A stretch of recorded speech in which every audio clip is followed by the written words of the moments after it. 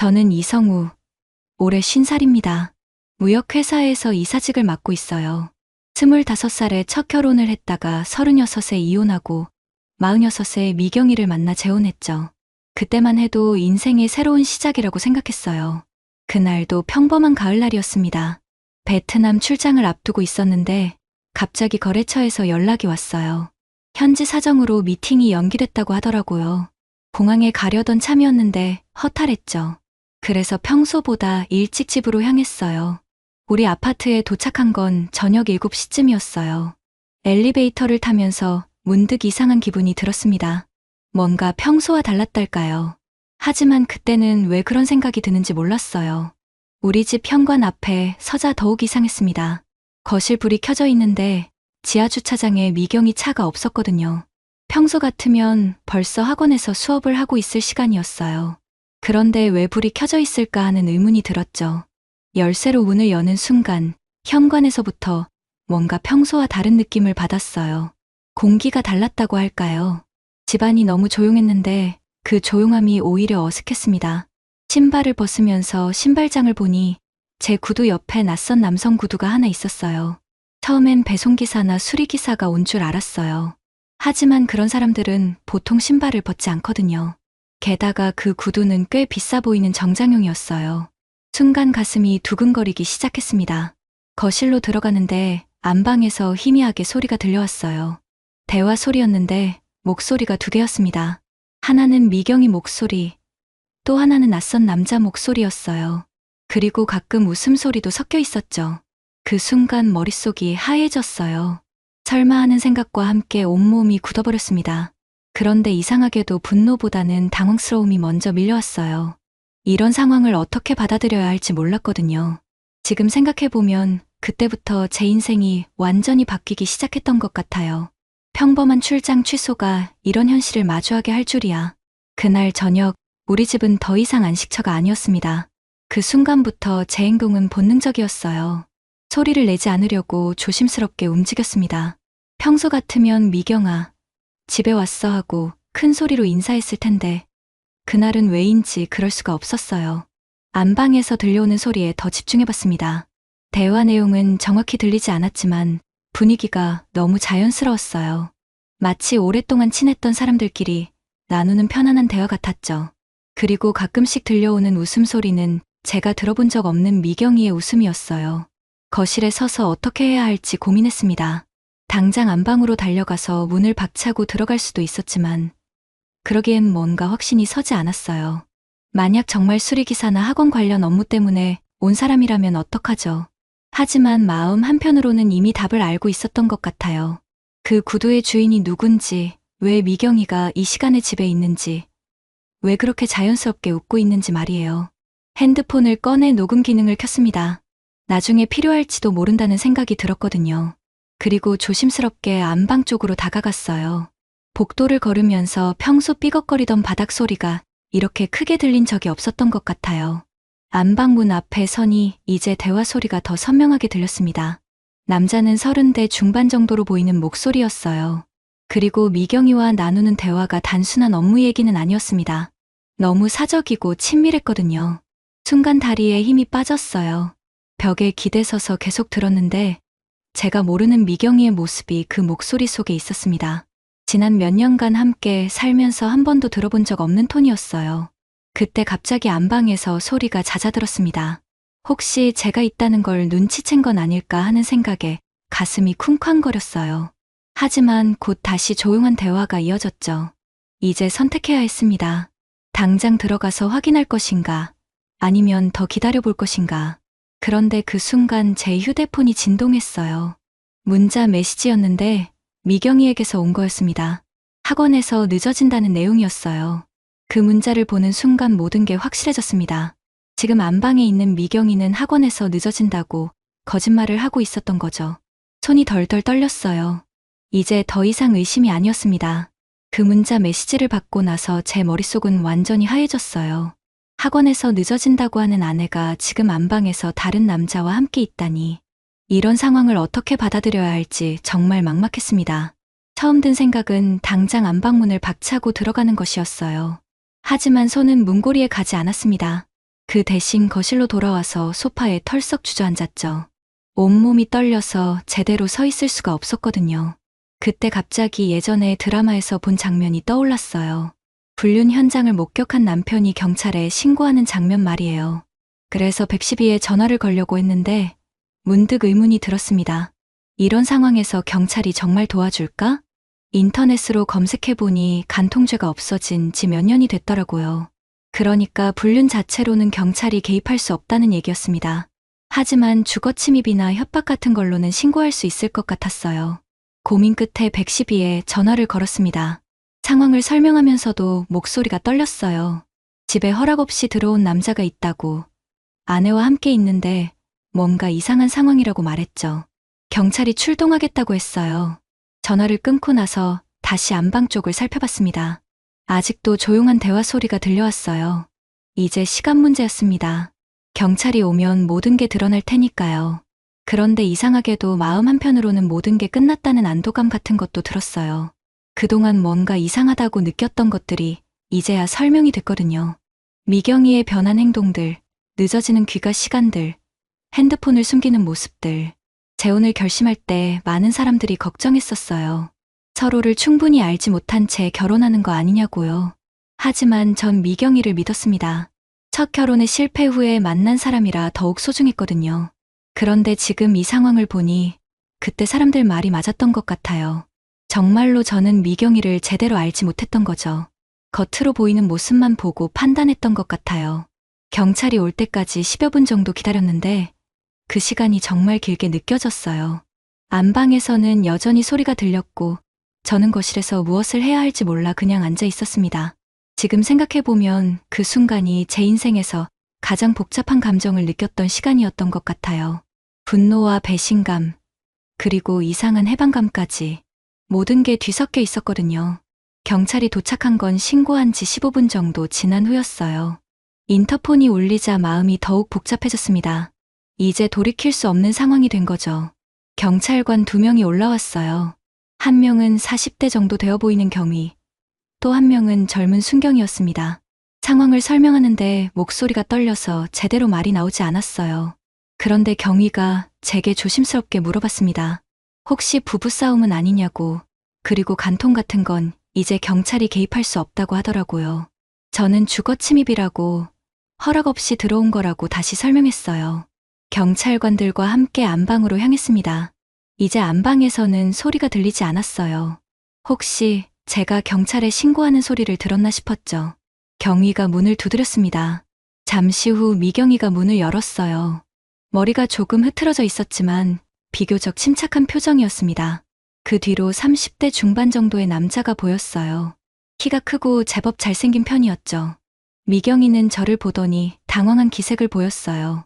하지만 금세 진정하고는 경찰관에게 이게 무슨 일이냐고 물었습니다.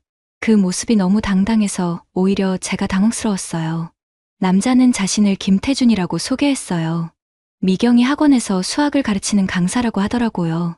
학원 운영 문제로 급한 일이 있어서 집에서 만났다고 설명했습니다. 경찰관들은 서로를 번갈아 보더니 이런 상황에서는 개입하기 어렵다고 했어요. 부부간의 문제이고 남자도 아내가 허락하고 들어온 것 같다고 말했죠. 주거침입으로 보기는 어렵다는 거였어요. 저는 그 상황이 너무 억울했습니다. 분명히 뭔가 이상한 일이 벌어지고 있는데 아무도 도와주지 않는다는 느낌이었어요. 게다가 미경이와 그 남자는 너무나 당연하다는 듯이 행동했거든요. 김태준이라는 남자가 명함을 꺼내 보여줬어요. 정말로 학원 강사였습니다. 그리고 미경이는 학원 운영 중에 급한 문제가 생겨서 집에서 만나게 됐다고 했어요. 겉으로 보면 완전히 합리적인 설명이었죠. 하지만 제 눈에는 뭔가 어색한 부분들이 보였어요. 두 사람의 시선 처리라든지 미경이가 평소와 다른 화장을 하고 있다든지 하는 것들 말이에요.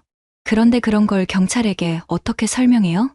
경찰관들이 돌아간 후 집안은 어색한 침묵에 휩싸였습니다. 김태준은 일이 있다며 먼저 나갔어요. 그리고 미경이와 저만 남았죠. 이제 정말 중요한 순간이 왔다고 생각했습니다. 김태준이 나간 후 미경이와의 대화는 예상보다 차분했어요. 미경이는 정말로 학원 일 때문이었다고 했고 저도 일단은 그렇게 받아들이는 척했습니다. 하지만 마음속으로는 이미 확신하고 있었어요. 그 후로 며칠 동안 저는 미경이를 유심히 관찰했습니다. 평소와 다른 점들을 찾아내려고 노력했어요. 그리고 정말로 변한 게 많았더라고요. 핸드폰을 더 자주 보고 화장도 예전보다 신경 써서 하고 있었어요. 한 주가 지나고 나서 우연히 아파트 경비실에 들렀어요.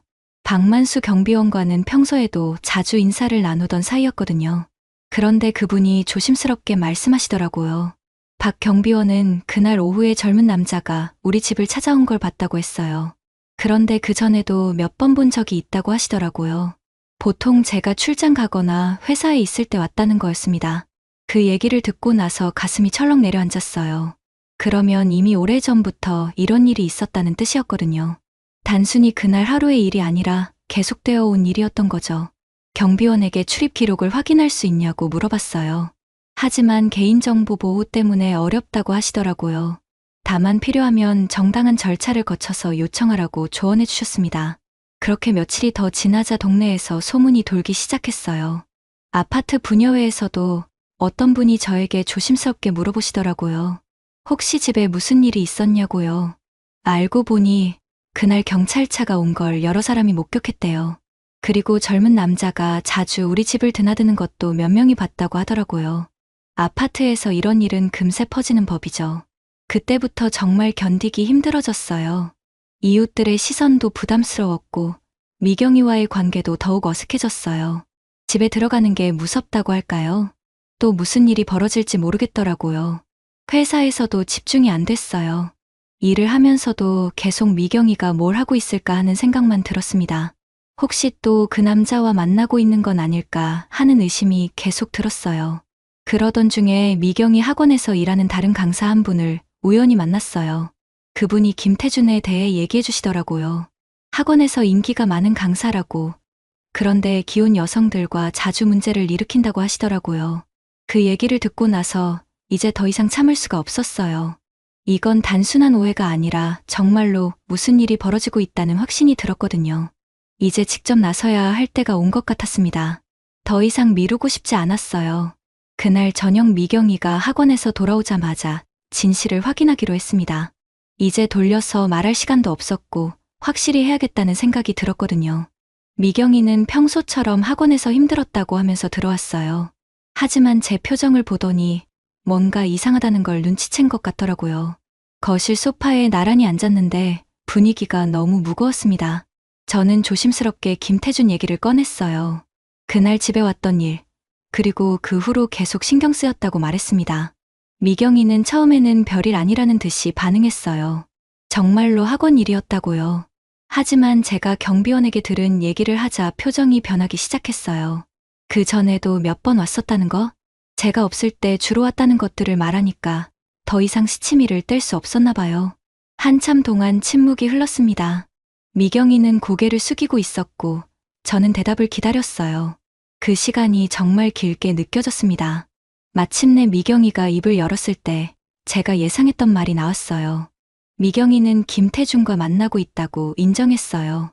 하지만 아직 어떤 관계인지는 확실하지 않다고 했습니다. 그냥 서로 좋아하는 정도라고, 아직 선을 넘지는 않았다고 하더라고요. 그 말을 들으니 오히려 화가 더 났어요. 이미 선을 넘었는데 무슨 소리냐고, 다른 남자와 만나는 것 자체가 배신이 아니냐고 따졌습니다. 그러자 미경이도 목소리를 높였어요. 미경이는 재혼 생활이 생각만큼 행복하지 않았다고 했어요. 서로를 충분히 알지 못한 채 결혼했고, 나이 차이도 있고, 뭔가 어색한 부분들이 많았다고 하더라고요. 그런 상황에서 김태준을 만나게 된 거라고요. 솔직히 그 말을 듣고 많이 상처받았어요. 저는 나름대로 미경이를 위해 노력했다고 생각했거든요. 첫 결혼 실패 후에 더 신중하게 접근했고, 미경이에게 좋은 남편이 되려고 했는데 그게 전달되지 않았나 봐요. 하지만 그렇다고 해서 다른 남자와 만나는 게 정당화되는 건 아니잖아요. 문제가 있으면 서로 얘기를 해서 해결해야 하는 거 아닌가요? 그런데 혼자서 다른 길을 선택한 거였어요.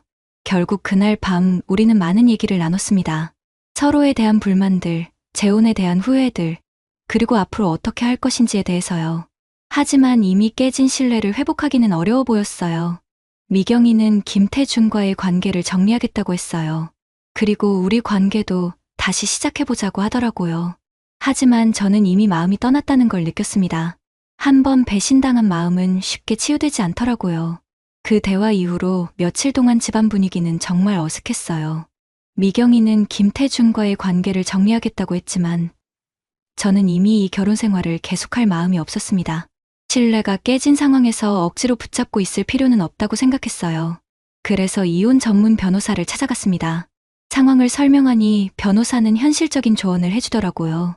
간통죄가 없어진 지금 상황에서는 위자료를 받기 어렵고 재산 분할 정도만 기대할 수 있다고 했어요. 우리가 공동으로 가진 재산은 아파트와 미경이 학원이었어요. 아파트는 제 이름으로 되어 있었지만 결혼 후에 같이 대출을 갚았으니까 절반 정도는 미경이 몫이라고 보는 게 맞다고 하더라고요. 문제는 학원이었어요. 명의상으로는 미경이 것이었지만 운영 자금을 제가 많이 댔거든요. 변호사는 이 부분에 대해서는 증빙 자료가 중요하다고 했어요. 통장 내역이나 계약서 같은 것들 말이에요. 그런데 정작 더 큰 문제는 감정적인 부분이었어요. 법적으로는 해결할 수 있는 일이지만 마음의 상처는 어떻게 해야 할지 모르겠더라고요. 특히 주변 사람들의 시선이 가장 견디기 힘들었어요. 회사에서도 소문이 돌기 시작했어요. 누군가 제 상황을 알고 있더라고요. 아마 아파트 주민 중에 같은 회사 다니는 분이 있었나 봐요. 점심시간에 동료들이 조심스럽게 안부를 묻는 게 느껴졌습니다. 미경이와는 앞으로 어떻게 할 것인지 현실적인 얘기를 나눴어요. 조용히 합의 이혼을 하는 게 서로에게 좋겠다고 생각했습니다. 법정까지 가서 싸우고 싶지는 않았거든요. 미경이도 동의했어요. 학원 운영에도 지장이 있을 것이고 김태준과의 관계도 정리해야 한다고 하더라고요. 그래서 재산 분할은 아파트는 제가 가져가고 학원은 미경이가 가져가되 제가 투자한 부분에 대해서는 별도로 정산하기로 했어요. 절차를 진행하면서 느낀 건데 이혼이라는 게 정말 복잡한 일이더라고요. 단순히 헤어지는 게 아니라 그동안 함께 쌓아온 것들을 나누는 일이었거든요.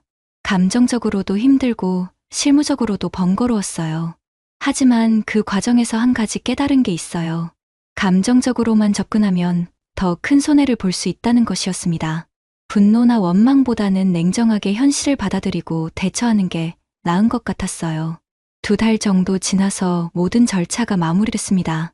미경이는 학원을 정리하고 고향으로 내려간다고 했어요. 김태준과는 정말로 관계를 정리했는지는 모르겠지만 더 이상 제가 신경 쓸 일은 아니었죠. 이혼이 확정된 후에 혼자 아파트에서 지내면서 많은 생각을 했어요. 재혼이라는 게 왜 실패했는지, 앞으로는 어떻게 살아야 할지에 대해서 말이에요. 처음에는 미경이에 대한 원망이 컸어요. 왜 진작에 얘기하지 않았을까? 왜 다른 남자를 만났을까 하는 생각들이 계속 들었습니다. 하지만 시간이 지나면서 제 잘못도 있었다는 걸 인정하게 됐어요. 사실 저도 재혼에 대한 환상이 있었던 것 같아요. 첫 결혼 실패 후에 안정적인 동반자를 찾고 싶다는 생각이 너무 컸거든요. 미경이라는 사람을 충분히 알아보지 못한 채 결혼부터 서둘렀던 거죠. 그리고 결혼 후에도 서로를 이해하려는 노력이 부족했던 것 같아요. 각자 바쁘다는 핑계로 깊은 대화를 나누지 않았고 겉으로만 평화로운 척했던 거예요. 그런 틈을 다른 사람이 파고든 것일 수도 있죠. 지금 돌이켜보니 그날 저녁 집에 일찍 들어간 것도 운명이었던 것 같아요. 만약 계획대로 출장을 갔다면 언제까지 모르고 살았을지도 몰라요. 그렇게 생각하면 차라리 빨리 알게 돼서 다행이었던 건지도 모르겠습니다. 경찰에 신고했던 것도 지금 생각해보면 잘한 선택이었어요. 비록 그 자리에서는 아무것도 해결되지 않았지만 상황을 공식화시키는 계기가 됐거든요. 그게 없었다면 계속 애매한 상태로 끌고 갔을지도 몰라요. 법적 절차를 통해 해결한 것도 잘했다고 생각해요. 감정적으로만 접근했다면 더 큰 상처를 받았을 것 같아요. 변호사의 조언을 따라 차근차근 진행하니까 최소한의 손해로 마무리할 수 있었거든요. 무엇보다 이번 일을 통해 깨달은 건 집이라는 공간의 의미였어요. 집은 정말로 안식처여야 한다는 거예요. 그곳에서 배신당한다는 건 상상할 수 없을 만큼 큰 상처였습니다. 그래서 제목도 우리 집에서 그를 불렀다로 정한 거예요. 이제는 혼자 사는 일에 적응하고 있어요. 처음에는 외로웠지만 점점 자유로움을 느끼기 시작했습니다. 아무도 속이지 않아도 되고 의심하지도 않아도 되니까 마음이 편해지더라고요. 앞으로 또 다른 사람을 만날지는 모르겠어요. 하지만 이번 경험을 통해 많은 걸 배웠으니까 다음에는 더 신중하게 접근할 수 있을 것 같아요. 서두르지 않고 충분히 서로를 알아가는 시간을 갖는 거죠. 같은 상황에 있는 다른 분들께 하고 싶은 말이 있다면 감정적으로만 대응하지 말라는 거예요. 물론 화나고 억울하지만 그런 감정에만 휘둘리면 더 큰 손해를 볼 수 있어요. 냉정하게 현실을 받아들이고 현명하게 대처하는 게 중요합니다. 그리고 집은 정말로 안식처가 되어야 한다는 거예요. 그곳이 배신의 무대가 되어서는 안 되죠. 서로를 속이고 숨기는 관계라면 차라리 끝내는 게 나아요. 진정한 사랑이라면 그런 일은 일어나지 않을 테니까요. 구독자님들, 오늘 사연 댓글로 공유해 다른 분들과 함께 의견 나눠보세요. 저도 읽어보며 소통하겠습니다.